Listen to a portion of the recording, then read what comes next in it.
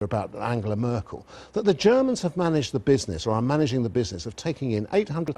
...of our immigration service. And Amanda, I think you've got a story about our from the attitude Mail as well. about the immigration boss. I mean, this makes fascinating reading. This is a former asylum judge, and he says, we basically can't keep people out, and it's an abuse of the system. They think it's not fair. We're happy to let people in if we know who they are and if we vet the process. But once they're in it, it's just a free-for-all. They just disappear. We should remember that a lot of these people are coming here because of the war in Afghanistan that we were part of, and the collapse of society in Afghanistan, and they've been pushed out, and they can't live in that country because it's too dangerous for them, and they eventually end up here. That is true, but it's not in young children and young boys to come to the country. That's the one that Why do they not want to stay in France? Well, I mean, some do have family over here. Some speak English rather than French. Some of them think there's... France in the future is the But next... a lot of them are saying they won't go. They're just going to stay because they want to get to Britain. And one of the other reasons they like it in Britain is because it is easier to access the welfare system here. I mean, that's just a fact. Right. OK, let's move on to Mosul, which is the other big story I highlighted at the beginning of the paper review, David. Yeah, now is Callaghan's name. She tells the story of effectively being with an Iraqi unit that becomes sandwiched between two... And part of me just simply said... And on the way in, and he's kind of got packets of digestive biscuits and cigarettes, and he's trying to advise if it's fantastic writing or not. It's a bit of drawing that has appealed to you, Amanda. Oh, I love this cartoon. Yeah, this is just... this is going back to the immigrant. But I was at school, I don't know about you, Andy, I was at school with boys who at 14 grew full beards and so on. There were at least two in our class who actually looked about 40 by the time they were 14. So I just counsel people about this. After all, going to build their cash cow cars in Sunderland, which is a very big story if you're on the pro-Leave side. I'm surprised it's not on the front page. Well, the question is, well, if it's not on the front page, it may be, but they're not totally sure. And the second thing is the question about what the government has done for... Some deal might have been done to ensure that happening. I haven't read the story.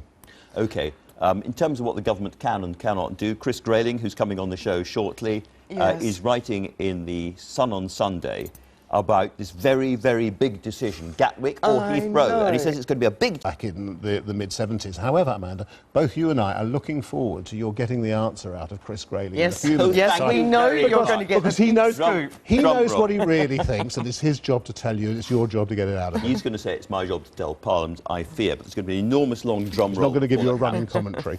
OK, let's turn to the opposition parties, because we've had by-elections, we haven't talked much about them. But the Liberal Democrats have done really pretty well in David Cameron's constituency in Witney, came second, romped ahead of the Labour Party.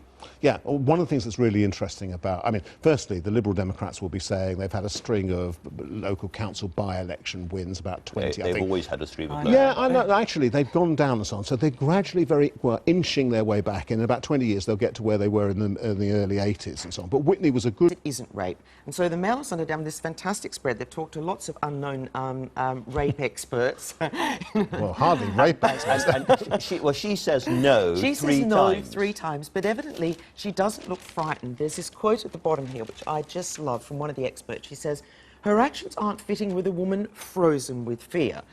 Many women do have quite violent fantasies.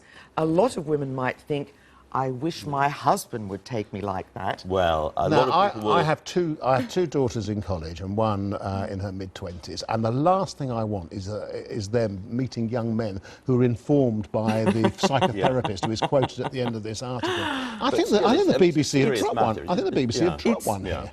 Look, the thing from it looks like one of those completely borderline cases, and everyone wants them to get it together. That's the problem with it, you know. It's, well, that's something for everyone to talk but about. But we can watch tonight if we're not watching the Strictly Come Dancing dance off with Ed Balls. In that moment, we haven't mentioned that. Thank you both very much.